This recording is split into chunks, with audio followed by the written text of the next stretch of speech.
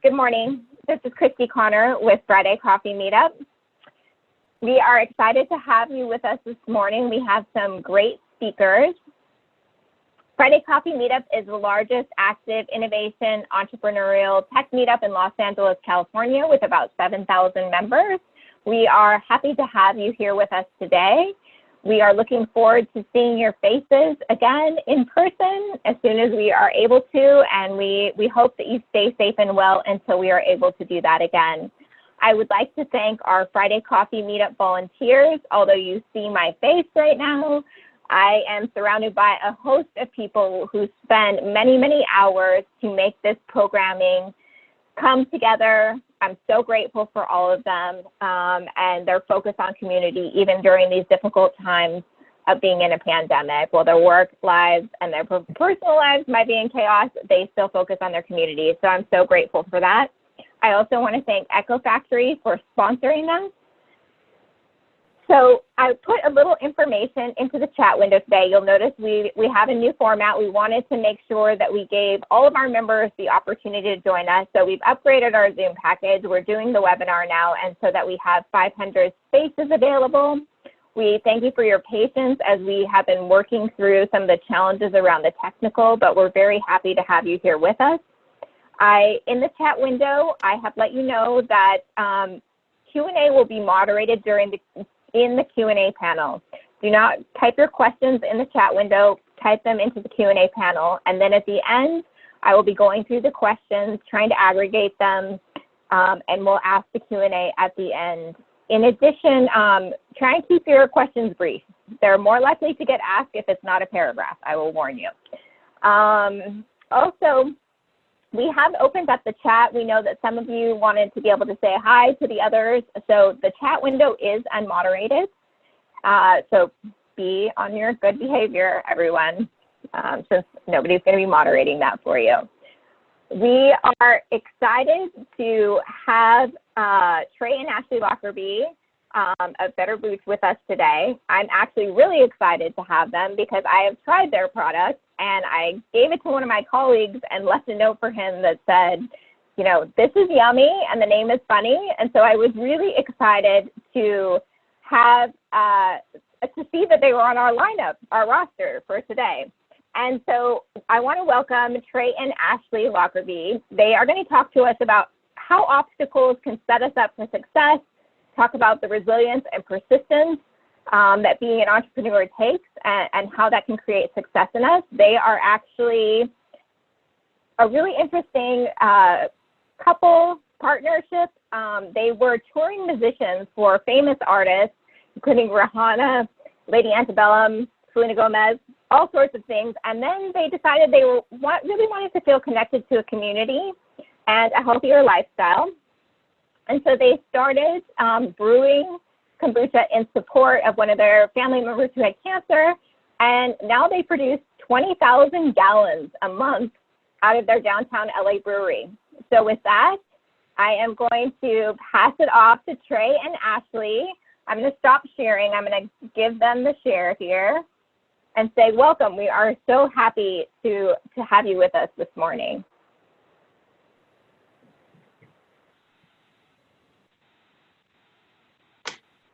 Is it letting you share? Oh, and it looks like you might be on mute. There we go. Okay, perfect. And then I think if you want to unmute, you might be muted. Let me see. Yes, on your phone, maybe. I'm muted on now. Okay, there we go. I think we're good. Okay, great. Welcome. Thank you. Hi. Glad to be here. Happy Friday. Yes, We've got our coffee. Right. We're ready to meet up virtually. So glad to be here. Cool. So we'll just hop right in. So when it comes to obstacles, there are those that you can see and prepare for, and then there are the ones that blindside you, and you're faced with a decision, fail or move forward. Today, we're going to talk about some of those pivotal moments along our journey. When we started Better Booch in 2012, 8 years ago. We were brewing 1 gallon at a time in our home kitchen when we first started. Today, 8 years later, we operate out of our 13,000 square foot brewery in downtown Los Angeles and produce about 20,000 gallons of kombucha per month. But as Christy mentioned, we were not always in the beverage industry. In fact, before we met, we had both been on the road touring both the country and internationally as musicians. After graduating from music school, I toured as a backup singer for Rihanna for 4 years. Oh, there's us. Here's me performing in a blizzard with Jay-Z and Rihanna. That was for a New Year's Eve performance that was pre-recorded. Turns out it was not blizzarding on actual New Year's Eve, so a little inconsistency there. And then the next slide, this is me on the SNL set and singing with Rihanna during one of the shows, or one of the songs in our live show. And I spent about 7 years touring the world with artists like Lenka, Lady Antebellum, and Josh Kelly. Here I am performing in China and visiting the Kremlin after a show in Moscow, Russia. So after so many years of touring, we had both arrived at the same conclusion separately. It just wasn't the lifestyle that we wanted for ourselves long term. So many late nights, constantly on an airplane, tour bus, or in a venue, and just absolutely no personal time or time to work on, any of our own projects. So when we met, we began brainstorming how to make a life for ourselves at home. And our biggest passion besides music was health and wellness.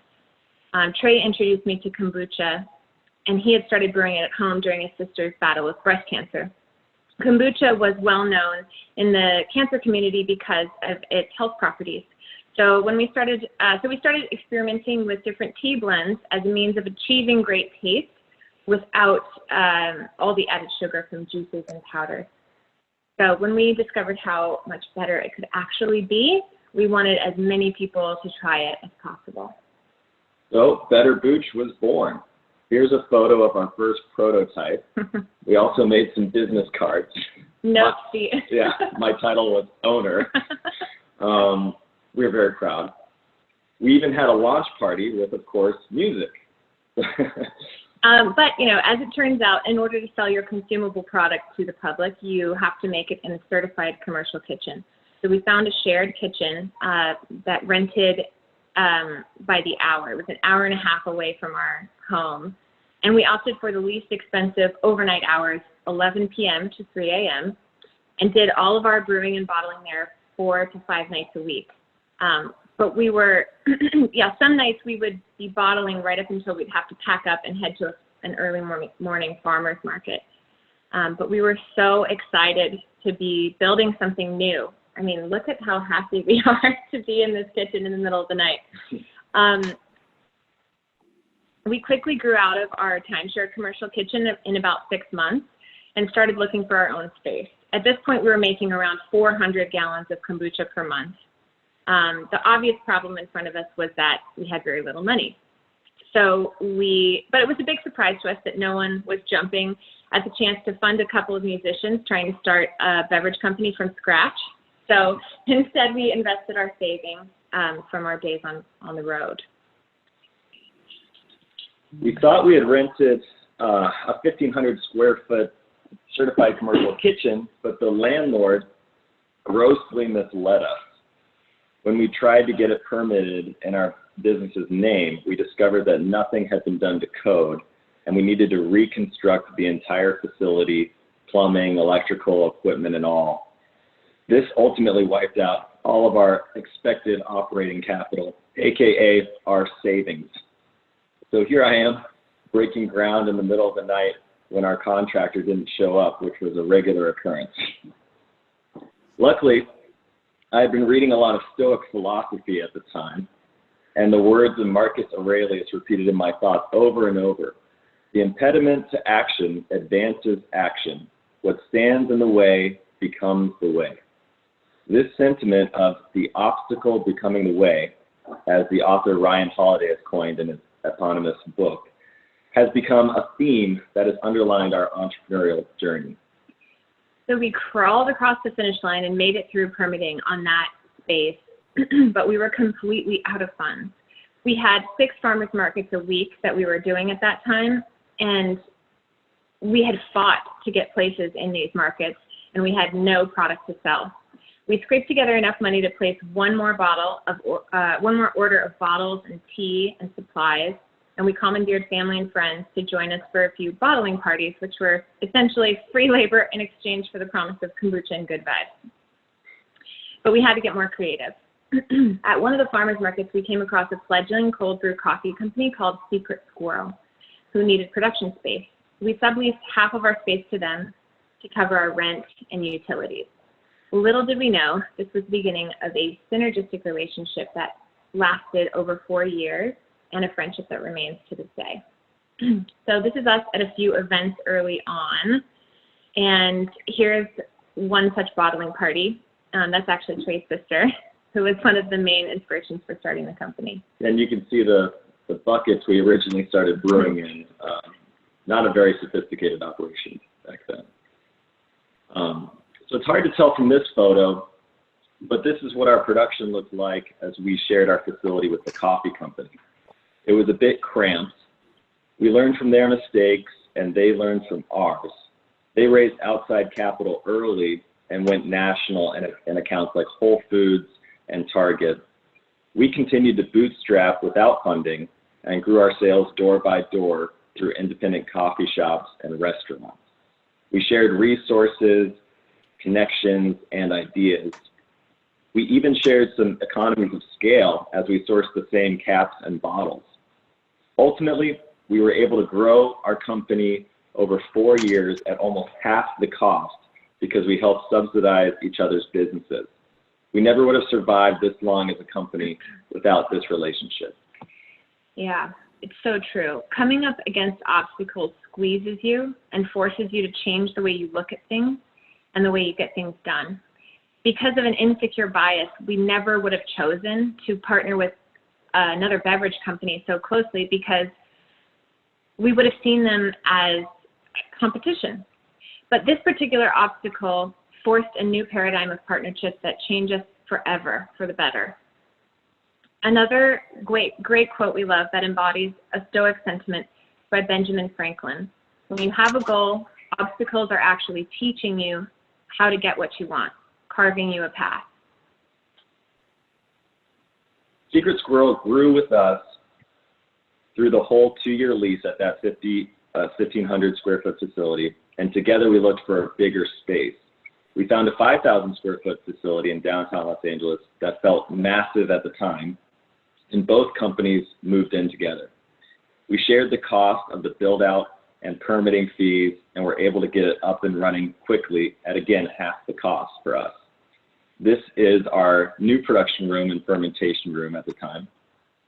Cut to 2017, we had around 4 people on the brewing and production staff, a single sales manager and 2 sales reps. Aside from Ashleighs and myself, we were producing about 10,000 gallons per month at that point. Through a contact that Secret Squirrel had, we were able to get in touch with the product development team at one of America's most beloved grocery stores. We pitched them on creating a private label kombucha for them, and they went for it. But the only caveat was they wanted it in a can, and we were producing in bottles. We did not have a canner at the time.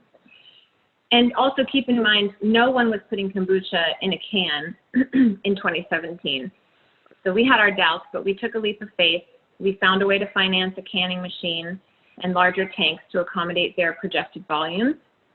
And now our brewery looks just a little bit nicer. So this is what our brewery looks like pretty much today. Even though we had a lot of new equipment, the product rollout was a near disaster.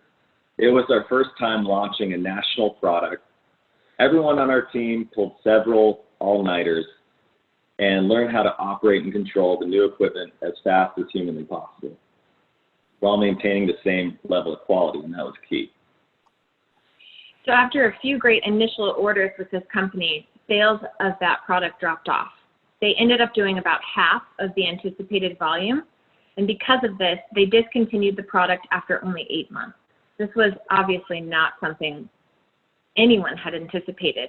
Because of the excitement and confidence in the product from everyone on their team, we put all of our eggs in this basket. After a grueling scale-up and months of hustling to get orders out on time, we had about a third of our top-line revenue drop out from under us all at once. Not to mention, we had all this new debt from new equipment that we now couldn't pay off. After the big private label products fell off the market, we figured we'd sell our canning line, pay off the debt, and write it off as a bad dream. But then we landed a meeting with Whole Foods. We pitched them on our bottles, but we mentioned in passing that we had a canning line, and they got really excited. They said, "Oh, can you make better booch in a can?" To which we replied, "Oh, no. You don't want cans. Our bottles sell very well, and we don't think our customers are ready for a canned kombucha." The buyer sat quietly for a moment and then said, "It's the cans or nothing." So we pushed forward to create and launch our line of kombucha in cans, which debuted at Whole Foods. This is what our product looks like today. You can find it at Whole Foods and many other places. This is our fresh new branding. Yeah, and luckily, Whole Foods was right about the can. So we quickly grew to become one of their top-selling products, and our cans have become so popular that we are fully focused on cans this year. We saw 200% growth over the last year in our can sales. So we're going to run with that. Whole Foods is expanding us into new regions, and our cans have been authorized at more national retailers like Target and Natural Grocers. And in the fall, our cans debuted as the #1 product in sparkling beverage our cans debuted as the #1 product for sparkling beverage on Amazon in the fall, and we're seeing rapid growth nationwide. So much so that Better Booch was listed on the Inc. 5000 list of fastest growing companies just recently. So this success that came from an obstacle caught the attention of a massive coffee retailer who then approached us about developing and producing a kombucha for them under their juice banner. At the time, this was the biggest contract we had ever been awarded, and we saw it as our path to early retirement. They laughed in our faces when they came and saw our tiny little operation, but they simply couldn't find a product with the same level of quality anywhere else. This is a photo of that company and us working together in our tiny little office. You can see how cramped it looks. I'll say this, scaling is hard. It's supposed to be hard. Because of our previous experience with the other private label products, we thought that we were adequately prepared, but we were wrong. We were so wrong. The projected volumes for this product were 10x the projections of the previous retailer. So we needed funding to upgrade our bottling line, hire a VP of operations, and tighten up ops to achieve the required manufacturing certification. This led us to our $3 million seed round. With a contract like this on the table and massive growth in our own canned kombucha, it was surprisingly easy to find funding. But even with that money, the product launch was so tumultuous that it put us in what Elon Musk once called production hell. For over a month, I found myself driving a forklift at 3 or 4 a.m., loading trucks full of product after most of the production workers had gone home for the day, all while Ashleigh was home nursing our newborn baby. We were so relieved when we finally got caught up on the purchase orders and began to see the product on shelves at some of our favorite stores. And that's when we discovered another obstacle, market timing. Just as we were too early with the cans for our first co-packing venture, we found ourselves too late with this one. Turns out that even with all the money this big company had behind this new product, it was simply too late to the party. A lot of retailers wouldn't take on a new kombucha. The shelf space was already spoken for, and kombucha consumers had already found their favorite brands and were staying loyal. The product launched in conventional chains like Ralph's and Albertsons, but died on the vine. Yes, so the volumes ultimately came out to about 25% of what was forecasted, and after 9 months of planning, scaling up, hiring new people, getting new certifications, and new equipment and other gargantuan efforts, the parent company made the difficult decision to pull the product off the market only 11 months after launch. By this time, we had been through enough highs and lows to recognize the cyclicality and knew it wouldn't be long before we were back up again. And that's the thing, and maybe some of you can relate. It's not that being an entrepreneur ever gets easier. It's just, you know, as they say, more money, more problems. It's just that we learn so much from each of these challenges that we simply become better at navigating setbacks.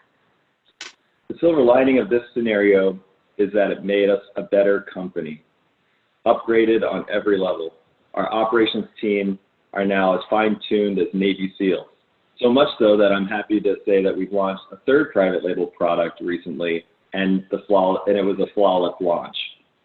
We were able to use the funds we raised during the seed round to invest in our own brand, hiring a VP of sales who built out a sales team, and they've already helped us set up our brand for success in 2020 and 2021, despite the current world climate. We've come to learn a valuable lesson over the years that someone else learned many centuries ago.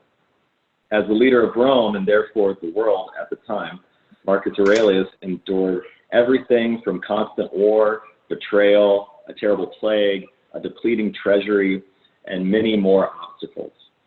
Now, everyone's obstacles are unique to them, but it's hard to imagine anyone enduring much more than Marcus, certainly in his position. What set him apart and made him great was his mindset. He understood that setbacks are never permanent, and what impedes you can empower you. If you can practice the following virtues: patience, courage, humility, resourcefulness, reason, justice, and creativity. So that's what we wish for you. We hope that whatever you're going through, whether it's your own entrepreneurial journey or the challenges from the COVID-19 pandemic, that you find peace and patience through it all. We know that anywhere worth going is not easy to get to. Otherwise, everyone would do it.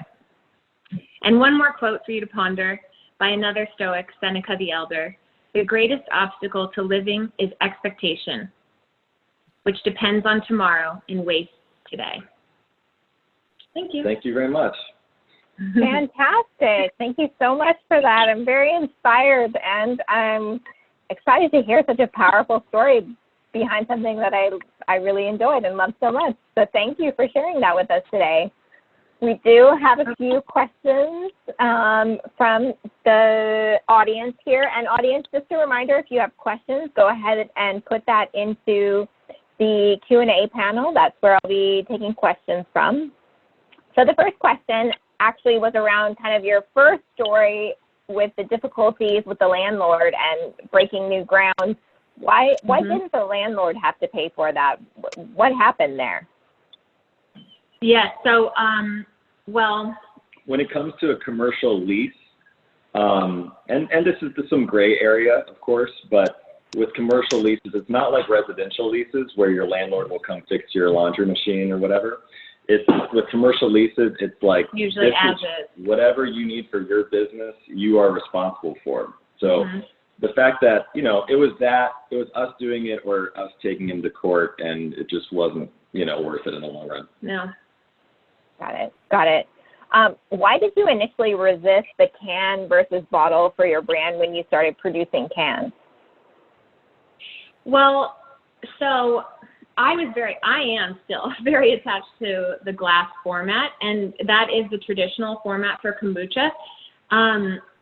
So I think the resistance was simply that there was no canned product on the market, and you know, our resistance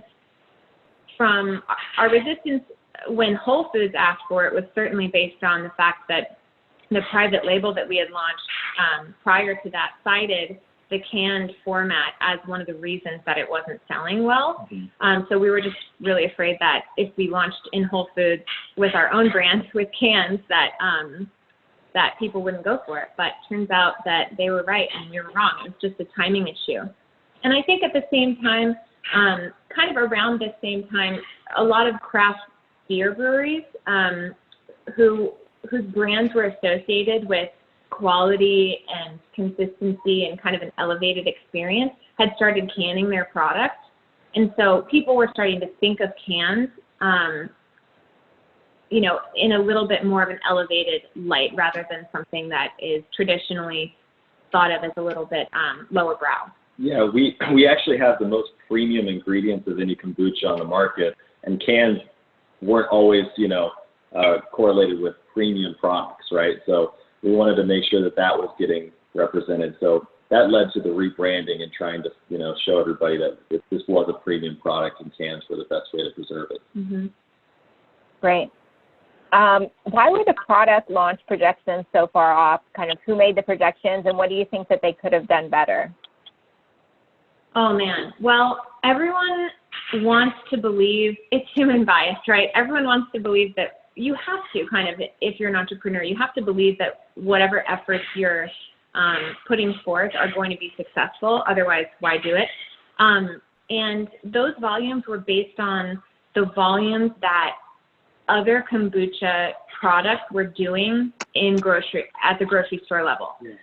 So what they didn't factor in is the loyalty, the brand loyalty factor, as well as this. I mean, kombucha is a brew, right? It's not the same as if you also think about it as beer, just because that's an easy comparison. But if you think of like your favorite craft brew that you buy every time you go to the grocery store, and then what if that grocery store put out their own version of that brew? You might not be inclined to, you know, some people would grab it because maybe it would be a little bit cheaper, but most people would still buy their favorite.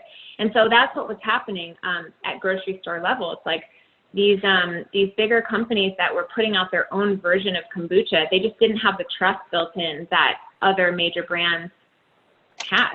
And I think that was the major factor in the disappointing sales.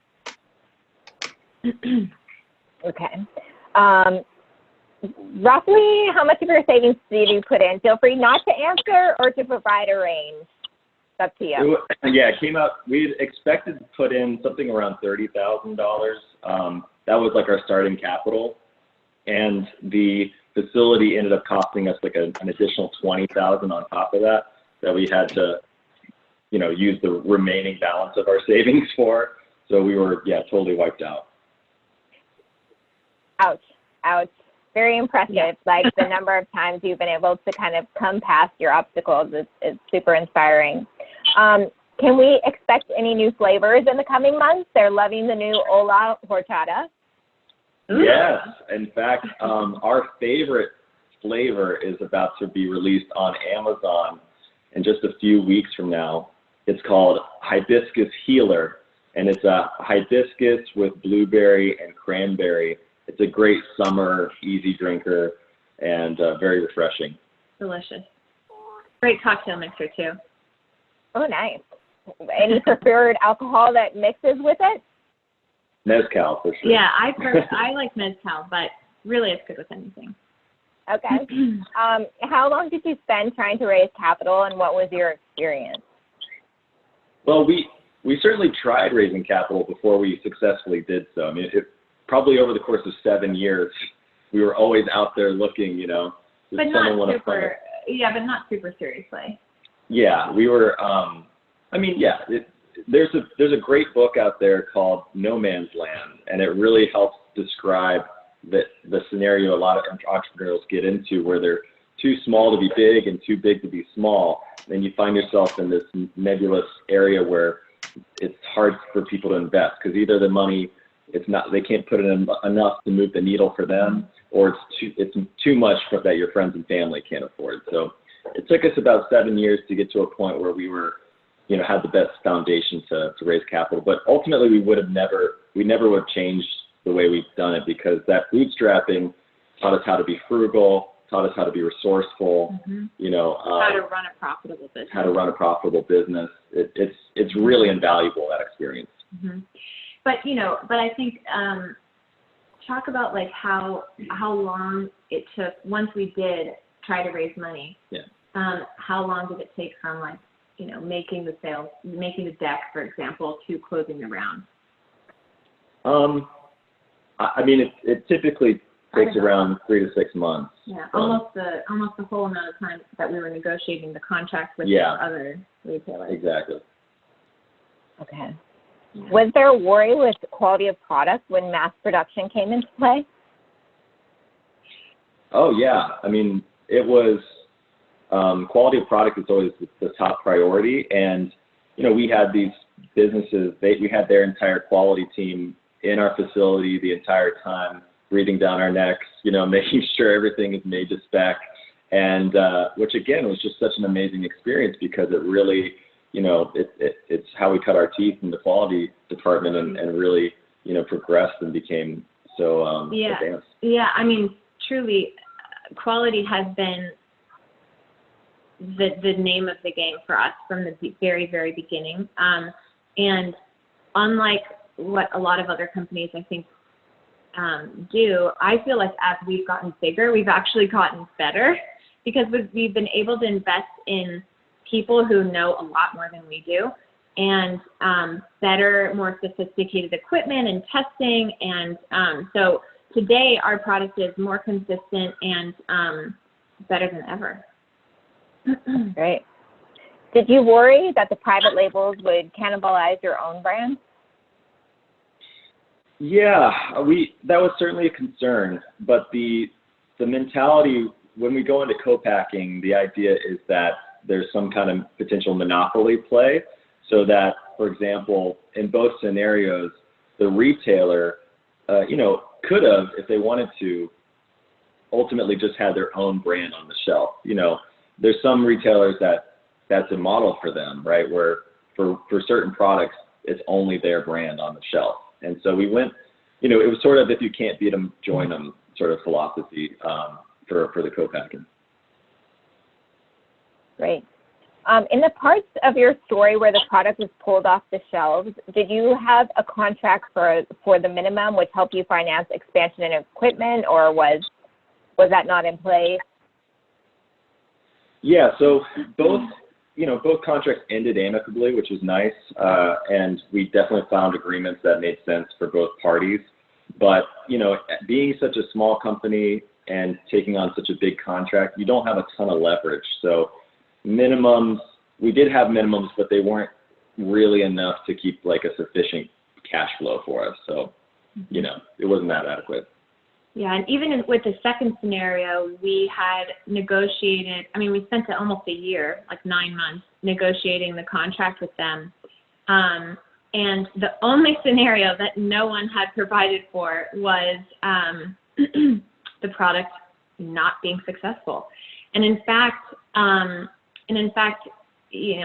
there was an extenuating circumstance with that scenario where the person who had shepherded the product from the retailer side, who became a wonderful friend of ours and kind of like a mentor, actually passed away.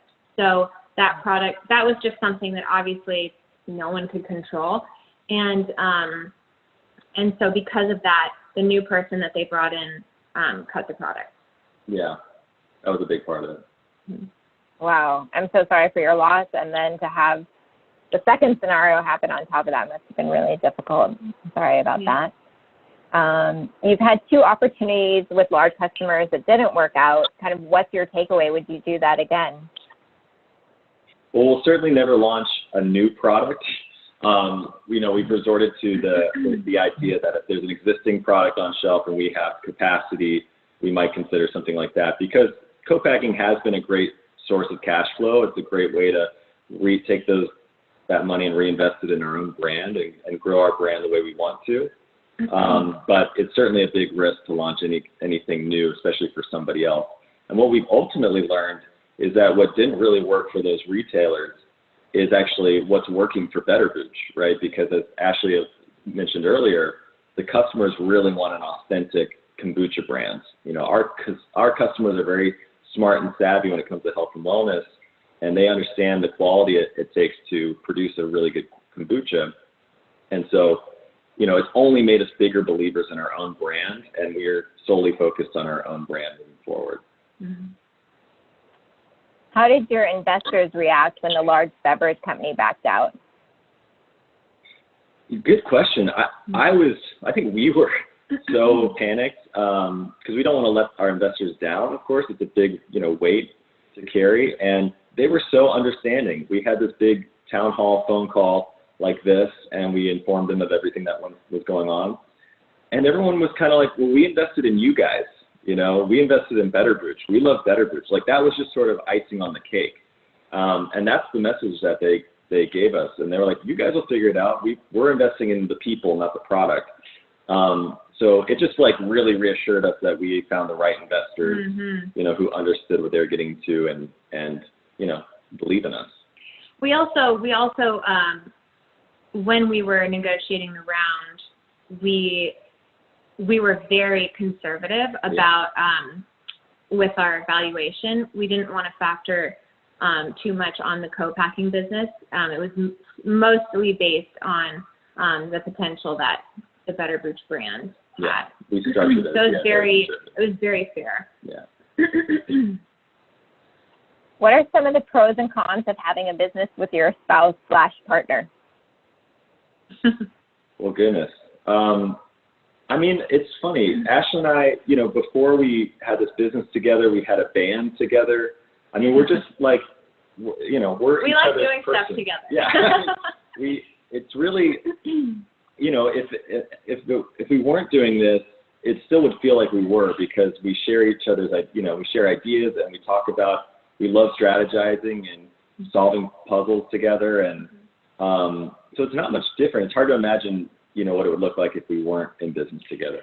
That being said, what we have learned over the last 8 years of having this business together is that it works so much better when we have clearly defined roles and clearly defined responsibilities. So if we're both, I think early on we kind of got into this thing where we were both trying to play whack-a-mole and keep it all together, and there was a lot of overlap and a lot of I thought you were handling this, and I thought you were handling this, and right. So once we just like any other company would organize and have specific job descriptions, having that was a huge improvement in all areas. And then the other thing is setting a time and being really diligent about when you turn it off. Yeah. Because it is easy when you are partnered with your spouse to talk about business all day and all night, and that's not great for romance. So you gotta turn it off at some point. Yeah, you gotta have boundaries all the time. That's for sure. Do you two miss your old life? Kind of the music part, or is that still incorporated? Surprisingly, I don't. I think it's a young man's game, or young woman's game. I think it's like, I'm so thankful and grateful we did it when we did. So I don't know what you're talking about. Of course. But it's something that was great when we were in our early 20s, and I wouldn't change it. But it's not a lifestyle I want for myself now, especially having a kid. But, the only thing I miss about it is the total lack of responsibility. You just wake up and someone tells you where to be every single day. Ashley didn't even have to carry an instrument around. She just used her voice. So she just showed up to work, Yeah, that's pretty easy. But yeah, in all seriousness, definitely don't miss it. I think what being an entrepreneur and having this business has taught me is that before we started this business, I had never considered any other option for myself other than being a musician. I was involved in music from the time I could speak, basically, and went to music school. Never considered any other option. I was totally convinced that was going to be my life. And, when we went on the road and I actually saw what it would mean to reach that level of success in the music industry, I realized that it just was not for me. And so being an entrepreneur I feel like opened my mind to so many other possibilities. And I'm sure that, we talk about it all the time, what we might get into next. And, I don't think those ever would have been even possibilities in my mind if we hadn't started this business? Yeah, and one of the biggest learnings I had through this experience was how creative business is, right? We always thought music was like this creative, that's the creative industry. But man, business is just as creative, or if not more so, and so much more complex and interesting in some ways. And sharing our tea with people is the same as sharing a song with somebody. Really, that's the same validation and the same experience of building a community. And so it's kind of just swapped with, for one thing to another. Yeah, definitely. Do you guys remember your elevator pitch? Can you share it with us? Our elevator pitch. Yeah. Well, like our old elevator pitch or our current elevator? Yeah, you're both. Both is great. Well, okay, so our elevator pitch is Better Booch is a premium small craft kombucha company. We believe that the healthiest choice should be the obvious one, and we do that through a brew that is meticulously tested for quality and tastes as great as it makes you feel. Love it. Love it. Are you guys in Trader Joe's? We're not in Trader Joe's yet, but we are talking to them and hopefully launching with them fairly soon, hopefully maybe later this year. What was the point you decided you needed to make your first hire, and what was that position for? So our first hire was actually someone who could handle brewing. And this is, for a long time we had one employee, and that person actually did the brewing while we were out there trying to sell ourselves into stores. And doing I was markets. delivering product out of our red minivan for a year or two, all over town as a delivery driver. So that was employee number one, just someone who could handle the production. And then, that got us so far, and we realized at some point that we needed someone who really knew how to scale this product. So the next employee we hired was an actual brewmaster with a degree in chemistry and a degree from Siebel. And that was kind of a huge inflection point for our company. And as you grew, kind of how did you go about contacting better and better people to enhance your product? Yeah, I think that because we were bootstrapping and we were trying to run a profitable operation, or we had to run a profitable operation, we only made moves like that when it was absolutely necessary. So when we found our brewmaster, that was like such great luck. I think we put an ad out on those resume websites, and we interviewed a ton of people, and we found this guy, and he actually didn't live in California, so he moved down for the job. And so that was great. And then past that, we have used recruiters, and when we've needed to hire for a very specialized position. And we've also found people through our current employees. Yeah, I heard Tony Robbins describe this path for entrepreneurs where you hire your friends and family, right? But at first, which is what we did, and because you can afford them, but they don't have lasting power. And then you hire inexperienced people for a little bit because you can afford them, but you're only going to get so far. And then after a certain time, you start understanding the value of experience. And even though you're paying up for it, we've made a few hires in the last year that have, there's the saying, good people pay for themselves as well. And we're at the point in our stage of this career where we understand how experience can be impactful, and we've hired up in a few scenarios. Yeah, and of course, every time you do that, it's scary because you're like, oh my gosh, I'm paying this person more than I'm paying myself, But like Trey said, good people absolutely pay for themselves. So if you can have, a pretty rigorous vetting process, definitely call references. You're going to be in good shape.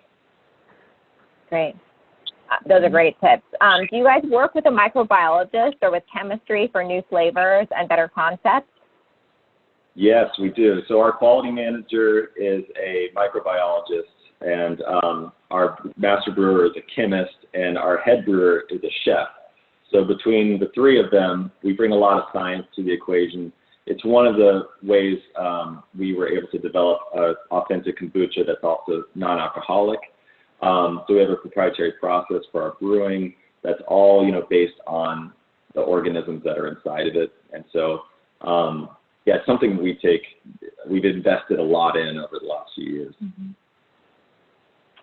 And you mentioned a number of references for inspiration, Marcus Aurelius, Ben Franklin. Did you have other key sources of inspiration and encouragement through this process? Yeah, I actually found that reading business books, all the obvious ones, but Tim, I like to joke that what really gave us the kick in the ass to start the company was reading Tim Ferriss's 4-Hour Workweek. And I read that book in 2011 and was like, oh, business is so easy. I can work 4 hours a week. And we ultimately set out and did the exact opposite of everything in that book. I mean, that book's all about outsourcing everything. And we did a handcrafted, locally sourced product that we sold locally. I mean, we did the exact opposite.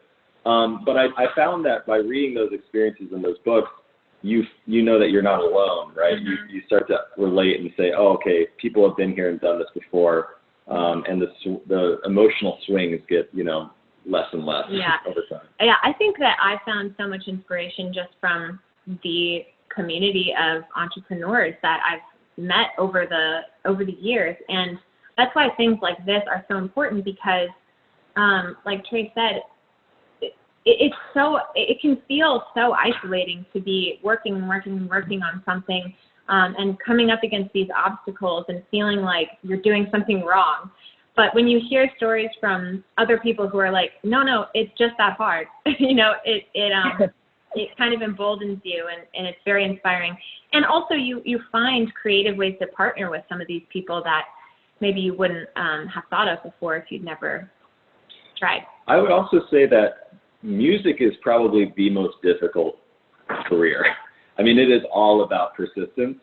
So I don't think that part, I think we developed that skill or mindset, over the course of our music career because, that's a very hard career. Mm-hmm. Yeah, the resilience, the persistence. Speaking of resilience and persistence, how is COVID-19 affecting your business? Oh, man. Well, it changes seemingly daily, as I'm sure it has for everyone. We're a business that supplies essential businesses, so we have been permitted to stay open, but we are taking every precaution. We've scaled back our production in a huge way. We're producing with as few people in the space as possible. And we've upped our, sanitation practices and all of that. But at the same time, demand has obviously dropped at grocery store level. We did see a huge spike, and now it's like foot traffic in all the grocery stores has really dropped off. And but what has started to soar is our online sales. So thank God we were set up on Amazon because now people we're seeing sales just go gangbusters online, and we actually just yesterday launched our own e-commerce store at betterbreach.com, so you can get it through our directly. Yeah, it's delivered right to your door, ice cold, so it's ready to drink. Fantastic. So I think you need to repeat that part. Remind them where it is again. Say that one more time, just in case people got distracted for a second. Yeah, so betterbreach.com. You can click on our shop, and you can purchase Better Breach by the case, delivered cold right to your door in as little as 5 days, sometimes as little as overnight if you're in the right place. And we're just leaning into our online sales right now because that is what is really flourishing. So whereas we have seen wholesale drop off a bit, online sales are growing, and so we're just leaning in. It seemed that Secret School played an important role in the beginning. Has their journey and path been similar to yours? Yeah, they actually, they did very almost opposite to us in those early days. They ultimately sold their company and exited and they've continued to grow from there. So once they exited, they moved out of our facility, but the owner and we've all kept in touch and still share resources and contacts wherever we can and bounce ideas off of each other. But yeah, they've since, even the founders that we know of have now moved on to their next project. Okay. Is there reasoning behind not producing the alcoholic version, or will you produce an alcoholic version in the future? Is it something you're considering? So we have a lot of innovation, I'll say. We're not necessarily sure it'll be a hard kombucha yet. I will say that it's a lot harder to make a non-alcoholic kombucha than it is to make an alcoholic kombucha, and we've mastered the non-alcoholic process. And we're big on health and wellness, and obviously we like to imbibe occasionally, just like the next person. So nothing against that. It's just that our focus is really on low sugar, low calorie, non-alcoholic products that are good for you. Yeah, it doesn't really align. An alcoholic product, an alcoholic kombucha under the Better Booch banner doesn't really align with our mission as a company. We're about food as medicine, and we support non-toxic cancer research through City of Hope, and just doesn't really align with our mission. So for now, we're not doing it. Got it. We do recommend Better Booch cocktails at home. A Better Booch cocktail, yes. Mix your own. It's there for you to create your own cocktail. All your creativity can come out. That's for you. Exactly. This question is around, kombucha is somewhat of a new, it's old, but it's new. And it didn't exist in the markets a while back. Do you think it's on a trajectory that it will fade out? Are you looking at other products as well, looking at that life cycle? Mm-hmm. Yeah, so creativity is a core value at Better Booch, and our brewing team, they're coming up with new innovations weekly. So we have a long pipeline of, innovation that we'd love to bring to market at some point. But, right now our focus is on our own brand and our own product. And kombucha, we believe, is seeing rapid growth. It even did grow last year, just not as much as the year before. But as we enter this new era where people are going to be more health conscious than ever and trying to boost their immunity, we believe kombucha is the perfect product for them, and we believe that, more adoption is underway.